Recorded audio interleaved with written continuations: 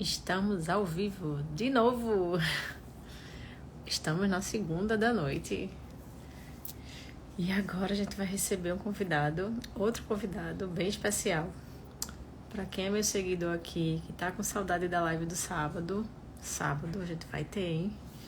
Encontrei uma pessoa no domingo passado e falou, fiquei esperando a live no sábado. Mas falei, esse sábado vai ter, não vou mais deixar de fazer não.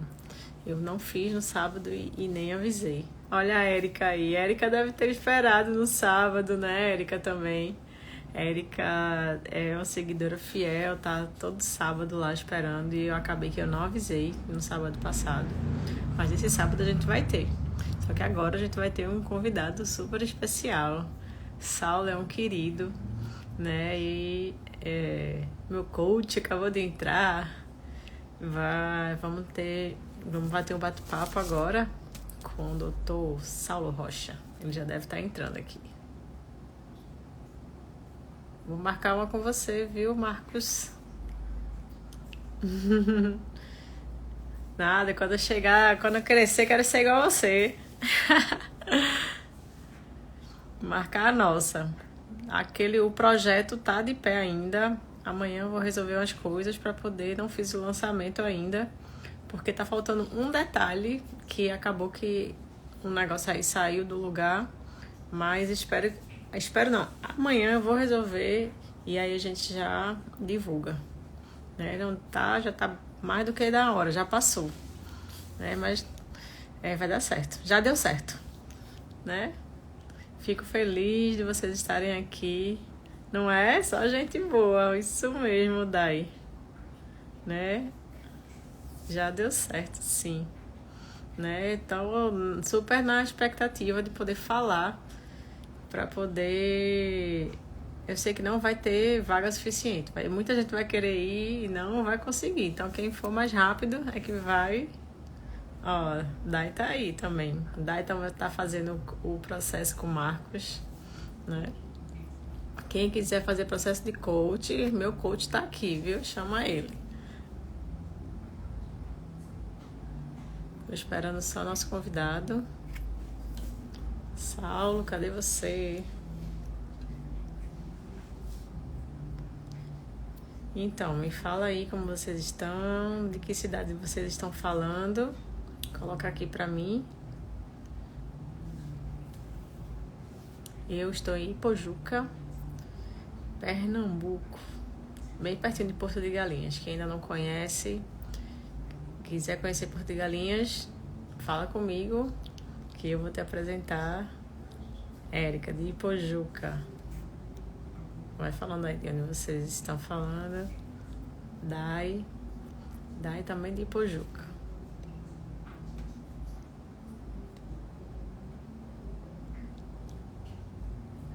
Meu convidado. Eu moro onde vocês tiram férias. Então, Rubens de Porto de Galinhas, ó. Rubens também de Porto de Galinhas. Então, vem conhecer Pernambuco, vem conhecer o Nordeste, vem conhecer Porto. E aí tem muita coisa legal pra gente conhecer aqui. Fazer passeio de jangada, fazer passeio de buggy, conhecer as praias, né? Muita coisa boa. Eu tô querendo fazer o passeio, aquele de paramotor. Qualquer dia desse, final de semana, eu vou fazer aquele voo. Então a gente vai bater um papo hoje com o psicólogo Saulo Rocha. E o que a gente tem feito aqui toda quarta-feira, às 21 horas, é uma série chamada Papo com Propósito. Então a gente traz pessoas aqui. Eu tenho dado prioridade às pessoas aqui da minha região, do meu estado, mas com certeza isso vai se ampliar para outras pessoas do Brasil e de fora do Brasil.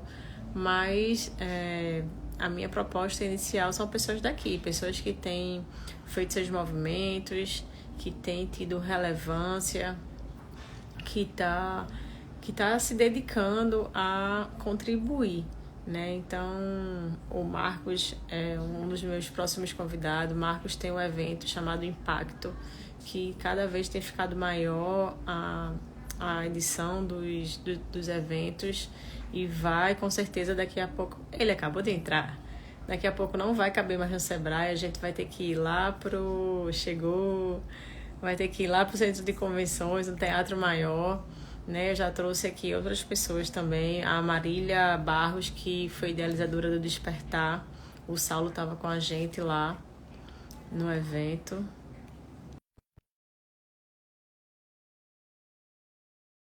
Acho que tem feito diferença aqui no nosso estado, né? Eu já aceitei.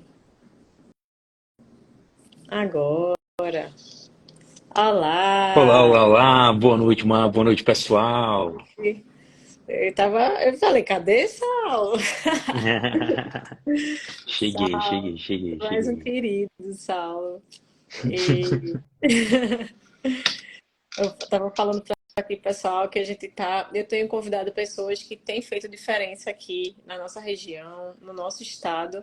Eu sei que isso vai se expandir para outros estados e até fora do Brasil, mas eu quero, no momento, prestigiar realmente as pessoas que são daqui, né? Aí eu falei que você estava com a gente lá no Despertar, que fez parte, fez muita diferença lá no evento, o Marcos Duarte, que estava com a gente também, mas que tem um evento dele, que tem um impacto. Então, assim, são pessoas que vão estar aqui, mas que fazem diferença, né?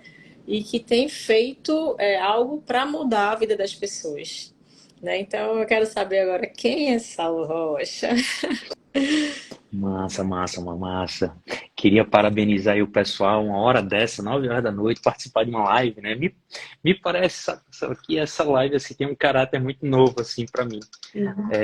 Algumas lives eu fiz, mas é muito mais para tratar sobre, sabe, temas que eu acho que tem uma relevância, temas que são, sei lá, que podem, sei lá, trazer uma psicoeducação, algum tipo de reflexão para as pessoas. E me parece que essa live é muito mais um bate-papo, muito mais quase uma entrevista, né? Não, nada de entrevista. Você falou que era entrevista. Não é entrevista. Uhum. Mas é muito mais alguns elementos para, enfim, né? Para, enfim, conhecer um pouco mais da minha história, saber como é que as coisas estão acontecendo e me parece também, né, Marcelo, antecipar um grande evento que vai rolar, como tu acabou de falar, já estava antecipando para o pessoal, aconteceu um evento muito bacana em Ipojuca, Despertar, e agora vai ter um outro evento, mas com a nova roupagem, com um novo caráter, né? E com Isso, um olhar muito mais de aprofundamento e de imersão. Então, todo isso. mundo aí que já está na live já está super convidado.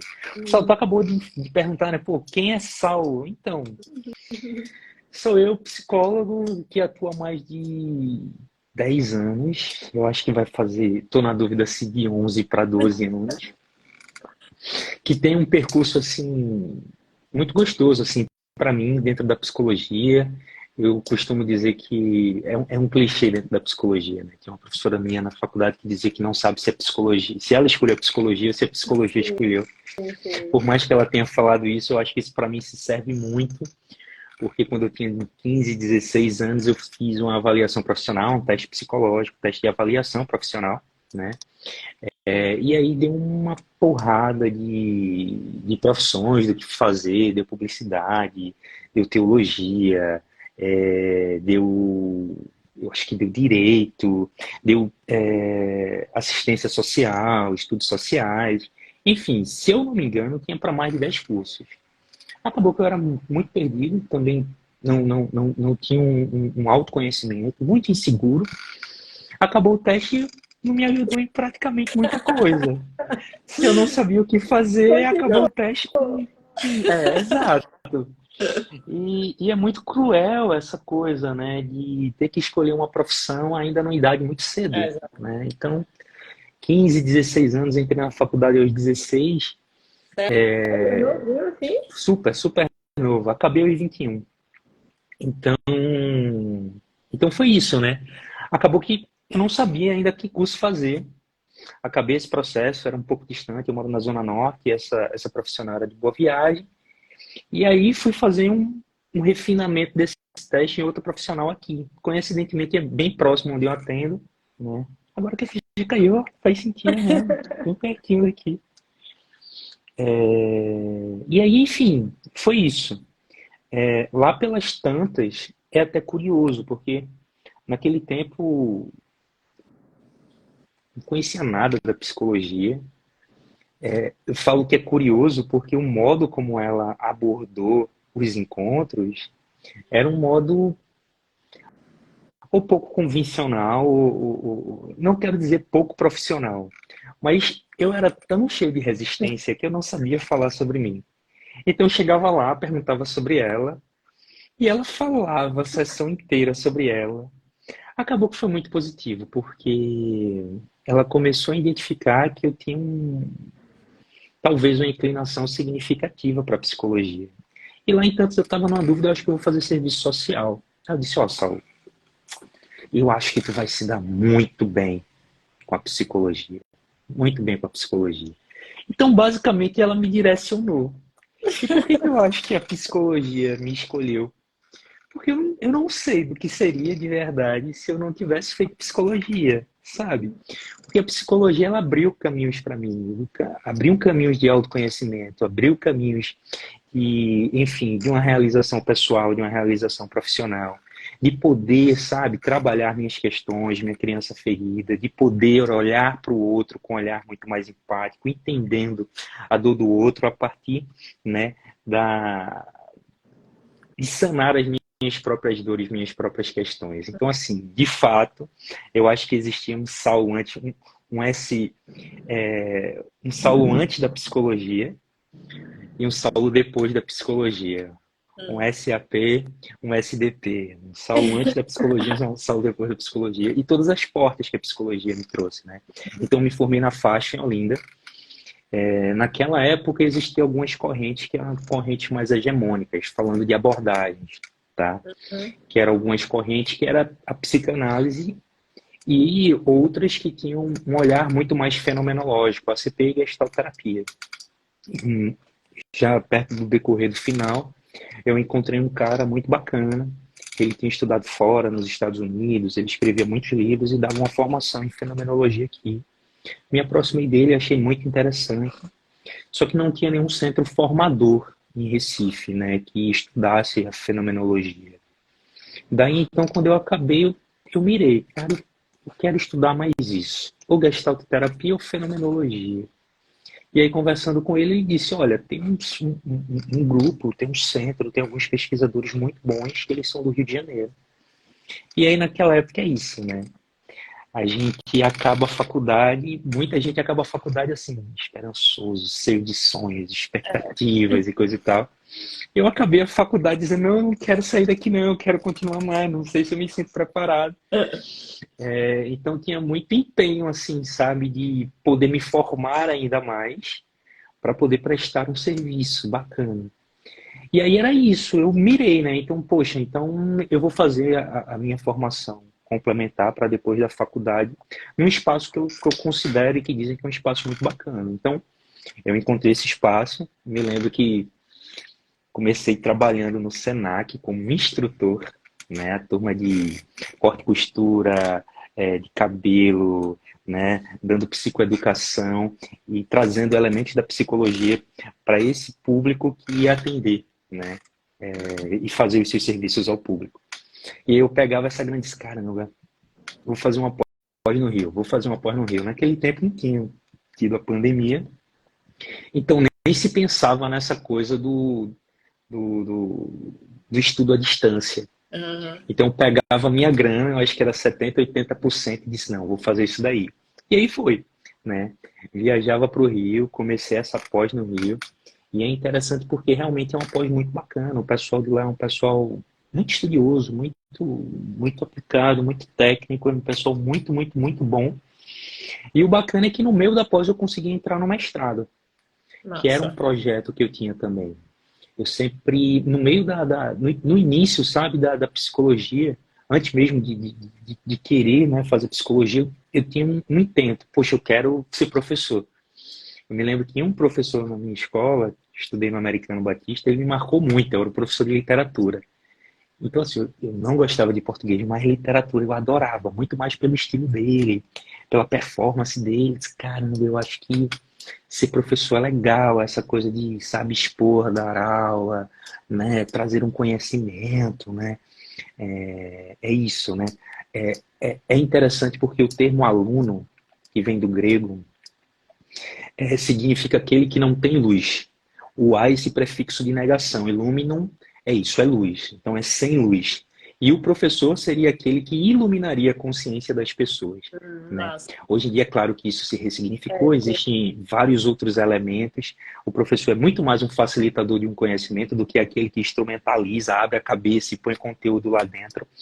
Mas eu gostava desse espaço, sabe? Então, tipo assim, poxa, eu quero seguir esse percurso.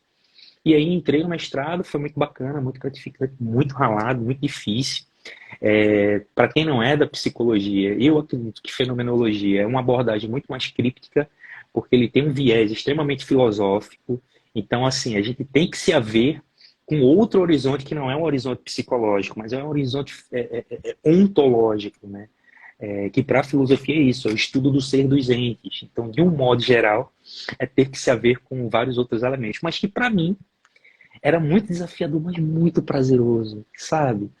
Ao mesmo tempo, no inteirinho, no decorrer, né, do mestrado, eu acho que eu desencantei um pouco com a docência. Porque Sim. eu comecei a perceber que, poxa, a faculdade é bacana, é legal, é muito bom. Só que existe lá, né, uma espécie de fogueira de vaidade de vários professores. Infelizmente, a psicologia me parece que ela parte de alguns deméritos, né? A minha classe, a minha categoria como profissão, são profissionais que são um pouco desunidos, porque me parece que tem um olhar muito exclusivista, sabe? Sim. Ah, eu sou de uma abordagem cis, então dentro da minha abordagem eu acho que eu sou o suprassumo. Ah, eu sou da abordagem Y. Ah, então o corpo médico me indica muitos pacientes porque eu sou da abordagem Y e eu acho que a abordagem Y é a abordagem Melhor. que cientificamente, sabe, tem maior comprovação científica de parâmetros métricos de resolução e coisa e tal. Uhum. Eu acho que é isso, é muito mais uma briga de ego do que necessariamente a compreensão de que a psicologia como um todo, independentemente da sua abordagem, ela agrega e traz muita coisa para a vida das pessoas, né? De resolução de conflito, de autoconhecimento, de resolução de traumas, de equalização emocional. Então, assim, para mim, hoje em dia, muito menos é importante, talvez, a abordagem que a pessoa escolha, do que, de fato, a sua implicação no seu processo pessoal, no seu processo terapêutico e na sua supervisão. Claro, eu acho que hoje a abordagem da psicologia se resume um pouco na sua casa, sabe? É um ambiente que eu me sinto seguro, é um ambiente que eu me sinto confortável para receber o outro, né? Para acessar os elementos do outro. E que, claro, que isso tem que dialogar com minha perspectiva de visão de homem, sei lá. Se eu sou uma pessoa muito mais prática, a gente estava batendo esse papo, né? Sim. E tu estava me dizendo que tu é muito pragmática, as pessoas que, né? É. Lá naquele estudo que tu também desenvolve, tem lá o teu perfil comportamental, né? Isso, é. Então é possível, talvez, não sei, que se tu, sei lá, fizesse psicologia, é, algumas abordagens que têm uma epistemologia muito mais prática ou comportamental pudessem muito mais, sabe, soar melhor aos teus Entendi. ouvidos, né? Para mim, que eu acho que tinha uma perspectiva muito mais humanista, né, de enxergar o homem a partir desse horizonte, a partir desse lugar, a fenomenologia eu acho que me encantou. E aí foi isso, voltei para Recife com a pós-graduação em psicologia clínica com o mestrado e depois de um tempo comecei a dar aula. Felizaço, mas também assim, tremendo nas bases, sabe? Tu Porque para continua, mim era muito. não? Tu continua dando aula ou não? Não, então, o que que acontece? Para dar uma aula de 2 horas, eu acho que eu passava 8 horas lendo, estudando, sabe? Entendi. Pensando, fazendo. E era massa, era muito bom, era muito gostoso. Só que de alguma forma, para mim, existia uma espécie de descompasso. A faculdade que eu vi é uma faculdade extremamente humana, sabe? Eu costumava dizer que lá era a minha segunda casa, era muito gostoso estar lá. De fato, eu fiz amigos e carrego até hoje. É uma faculdade muito bacana. Só que me parece que em outras instituições não têm esse olhar, não têm esse viés. E me Mais parece que com isso, acolhedor. não Mais tem. acolhedor. É. E aí, quando eu entrei em algumas instituições que são muito mais mercadológicas e menos humanas, eu acho que eu, sabe, perder um pouco o brilho. Fora que, infelizmente, no nosso país, a questão da docência é muito pouco valorizada. Isso se reflete tanto na postura dos alunos diante da sala de aula, quanto a baixa remuneração. É, Então, enfim, isso é um grande problema. eu preferi focar em outros projetos. E quais eram os outros projetos? Era um projeto de empreender, né? De uma comunidade terapêutica que em um momento da minha vida foi algo muito significativo e importante e que deu muito certo durante um período de tempo, né? Mas depois eu preferi apenas me dedicar ao consultório, apenas me dedicar à psicologia clínica. Enfim, tem sido muito bacana, tem sido muito legal. Em algum momento eu também senti a necessidade de poder ampliar esse olhar. Fenomenologia, para mim, é o acesso mais potente, mais bacana que eu posso ter, né, nesse espaço clínico, mas eu queria poder atender outras demandas, como atender casais, atender famílias. E eu fiz uma outra pós aqui em Recife, em terapia de família e de casal. Então, essas duas abordagens, eu acho que elas me orientam e iluminam minha prática clínica. Então, basicamente, esse é o percurso. Então, tu acha que, assim, durante a faculdade, quando tu estudava, tu já foi resolvendo algumas coisas, algumas questões internas tuas? Porque tu lembra quando a gente estava conversando na semana passada, tu perguntou, isso tudinho tu teve esses insights sem psicoterapia? Eu falei, eu já fiz psicoterapia há um tempo na minha vida, mas nos últimos 2 anos não. Acho que 2 anos não. Então, muita coisa eu fui estudando e fui tendo esses insights por eu estar estudando. Então, durante a tua faculdade, assim, a gente vem trazendo as nossas questões, né, da infância, enfim, e durante a tua faculdade, tu percebeu que tu fosse virando chaves? Ou depois ainda continua na psicoterapia, né, como tu me falou, vocês fazem supervisão? Perfeito. Marcelo, eu costumo dizer que psicoterapia é um espaço privilegiado para a gente poder refletir sobre a gente mesmo. É interessante que alguns pacientes eles chegam no primeiro encontro, sabe? Tem até uns memes aí na internet, no Instagram, que dizem que primeiro dia de terapia, eu ainda arrastado. Terceiro dia de terapia, eu correndo para falar tudo da minha semana no terapeuta. Eu acho Comigo muito era curioso não, porque viu? Nas primeiras sessões eu só chorava, chorava, chorava, várias e várias sessões, só chorando, eu não conseguia nem falar. uhum, uhum. Cada um tem uma demanda, cada um tem uma necessidade específica, né? Por mais que para muitas pessoas o choro não simbolize ou não traga nenhum elemento, o choro por si só ele já traz muitas questões, já tem muito significado sendo posto ali. Mas é isso. Para mim, o espaço de psicoterapia é um espaço privilegiado, porque na maior parte do tempo a gente vive uma vida que é uma vida muito impessoal. A gente vive imergido num mundo muito impessoal, que é o mundo das relações cotidianas, que é o mundo dos contatos com os outros, que é o mundo das ocupações. Então a gente vai se servindo de várias identidades e de várias ocupações que a gente faz, sei lá, ser pai, ser profissional, sei lá, ser mãe, ser esposo, ser marido, ser namorado, ser filho, sei lá, ser estudante. E de um modo geral, a maior parte do tempo a gente só está olhando para fora, para fora, para fora, para fora, para fora. Eu costumo dizer que no processo de psicoterapia é um espaço privilegiado porque ali a gente consegue olhar para a gente.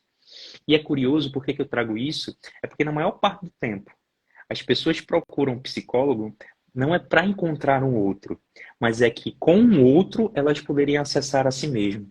Isso é muito interessante porque a gente só consegue se reconhecer na alteridade com o outro, a gente só consegue se reconhecer nesse contato interpessoal. A tua pergunta é, Saulo, é só a psicoterapia, os elementos que te ajudaram, a psicologia também te ajudou? Eu costumo dizer que a psicoterapia é um espaço privilegiado, mas não só. Por quê? Porque existem muitos espaços terapêuticos, sabe? A psicoterapia é um espaço terapêutico, para mim, um espaço mais potente. Mas existem outros elementos terapêuticos. Cara, ver um filme pode ser muito terapêutico, muito revelador, pode se dar muitos insights. Uma conversa com um mentor, com um amigo, com um colega, para quem tem uma mente aberta, sabe, Marcela? Até um outdoor, até uma piada pode desconstruir uma coisa. Hoje eu estava atendendo um cliente meu e ele estava trazendo uma questão que ele se vê assim a vida inteira. E de alguma forma ele estava se percebendo como existe um olhar materno nos medos que ele tem. Numa perspectiva de que existe uma espécie de um desejo materno dele ser determinado tipo de pessoa, só que em sua sexualidade existe uma confluência, né? Ele não se vê, né, dentro desse parâmetro normativo que a família e que a sociedade o vê. Então, de um modo geral, o que ele traz é isso. E aí ele trouxe que na sexta série, um colega dele disse o seguinte: poxa, mas qual o problema em ser gay? Essa fala de um coleguinha dele na sexta série foi extremamente terapêutica, sabe? Existe algum... Em outro atendimento, eu estava trazendo para outro paciente que o que eu trouxe foi o seguinte: existem algumas palavras que têm um poder mágico.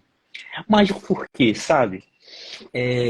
Existem algumas falas que têm o poder de mexer na nossa bioquímica corporal. Existem algumas falas que despertam na gente vários tipos de sentimento.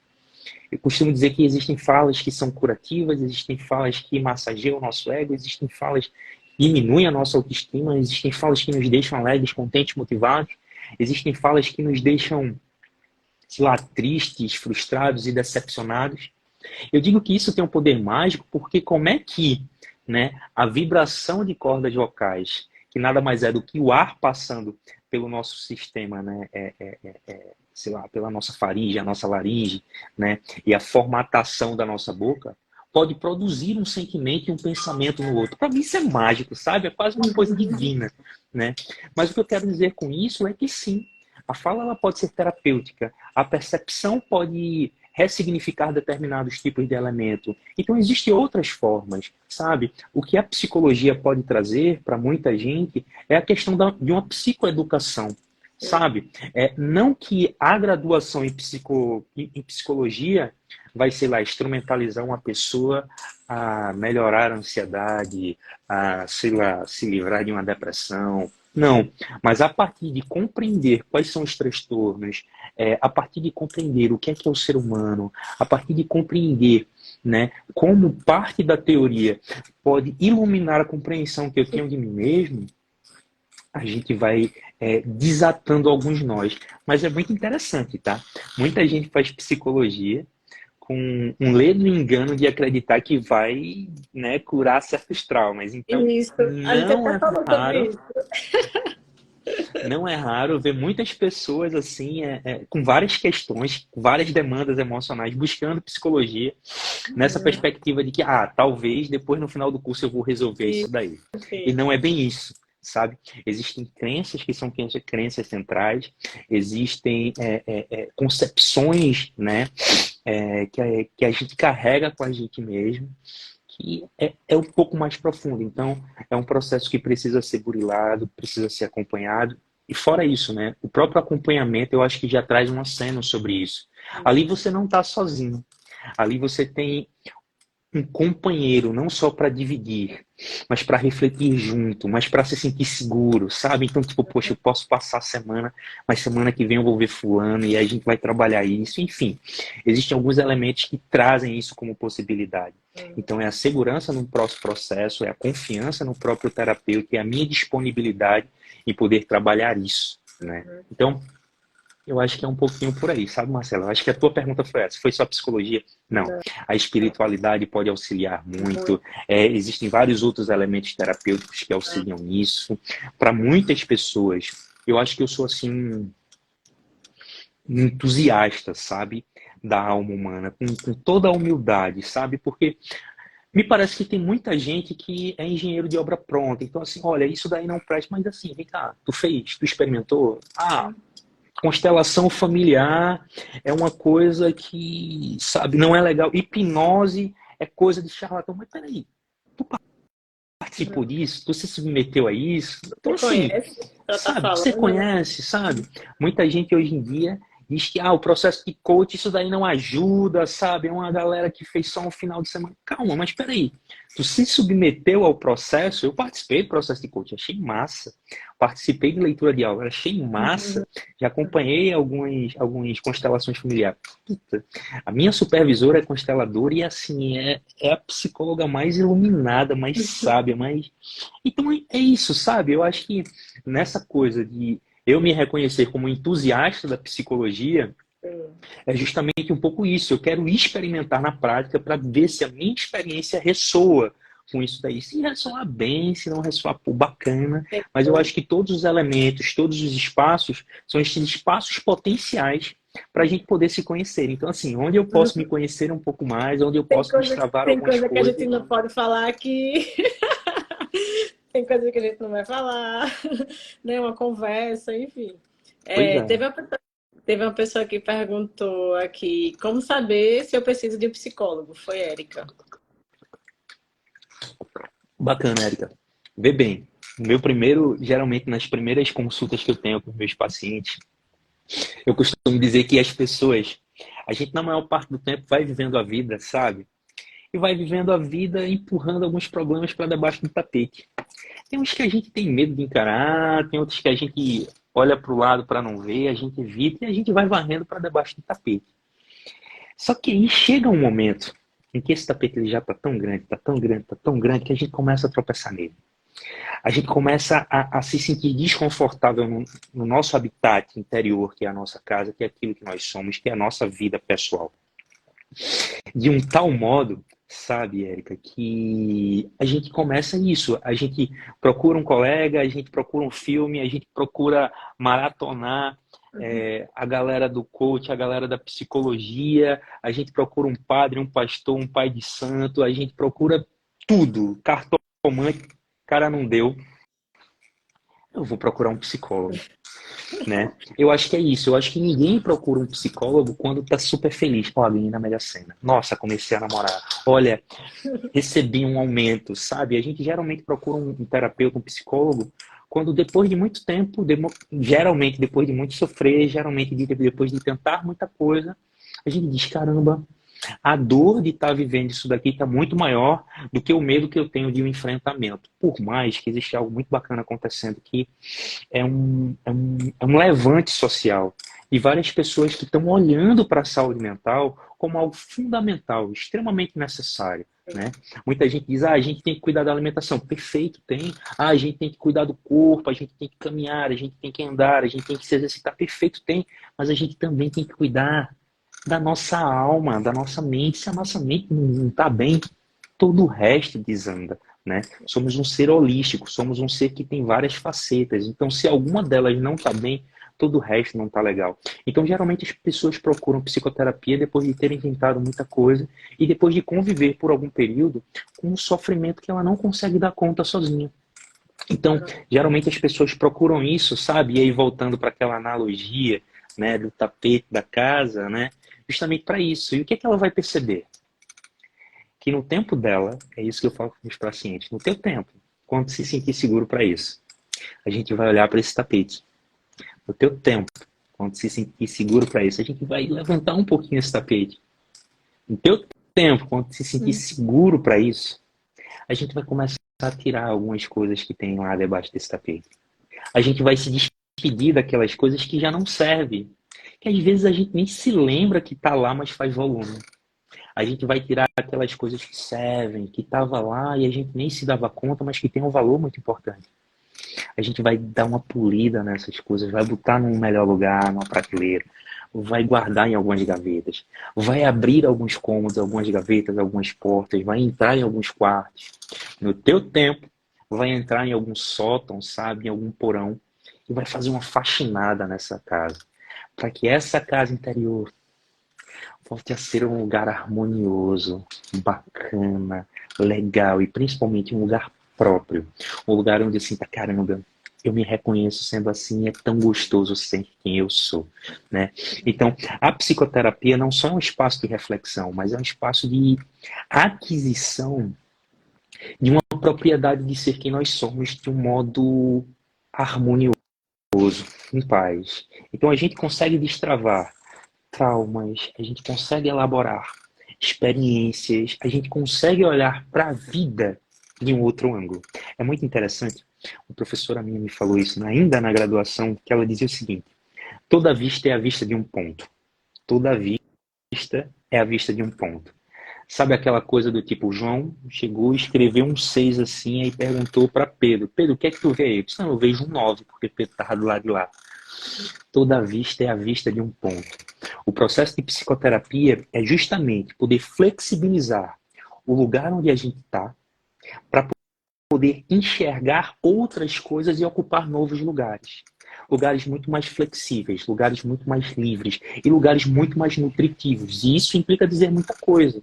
Saber quem eu sou, saber quais são os meus limites, poder dar limite aos outros, limites saudáveis em várias relações, e poder, de alguma forma, valorizar e validar quem nós somos.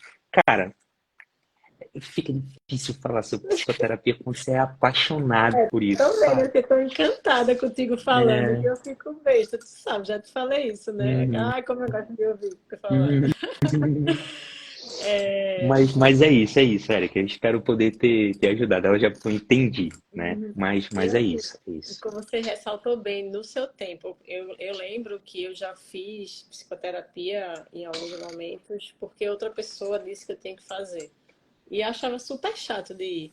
Mas quando foi em outro momento que eu decidi que eu queria ir, e também eu tive também uma identificação com uma determinada abordagem, e aí ficava louca para chegar o dia para ir lá, Total, sabe? total, total, total, total. Isso é muito legal, Marcelo. Tu toca num ponto bem interessante. É, é a disponibilidade que nós temos, é a disponibilidade e a possibilidade da resistência do enfrentamento. Outra coisa que eu falo para os meus pacientes no primeiro encontro é isso, ó. Falei, floreei, falei coisa bacana sobre o que é a psicoterapia, o que é que ela pode agregar. Mas é isso, a psicoterapia na maior parte do tempo não é um processo fácil, né? Sim. Porque é um processo em que a gente vai olhar para coisas que na maior parte do tempo ou bem a gente não quer olhar, ou bem são difíceis, né, para gente poder lidar. Por isso que muitas vezes a gente desenvolve alguns mecanismos de defesa, algumas estratégias de compensação, né? Fuga, congelamento, ou alguns tipos de hábitos, comportamentos, vícios, né? Hoje em dia, um vício que eu vejo em todo canto é muito interessante, cara. Onde a gente passa, o pessoal tá com o celular na mão, sabe? Dá 10 segundos de um tempo ocioso, o pessoal tá lá. Então, assim, é muito interessante porque a gente entra num circuito dopaminérgico desenfreado, que a gente sempre tá, sabe, buscando de alguma forma uma compensação para um desconforto existencial, um mal-estar subjetivo. E o celular é essa muleta emocional que muitas vezes salva, né? Entra no elevador, eita, aí fica aquele climão, todo mundo em silêncio, muita gente já pega o celular e fica ali, né? De um modo geral, é um pouco isso. Se viver, a gente desenvolve algumas estratégias, quanto mais para olhar para as nossas questões, né? Então é isso. É muito gostoso. Muitos pacientes chegam lá, tipo, hoje eu saí aqui e chorei pra caramba. Eu tô aqui, mas eu tô sofrendo. Mas é um sofrimento que apazigua, sabe? Quando o Viktor Frankl, que é um autor da logoterapia, ele fala sobre isso.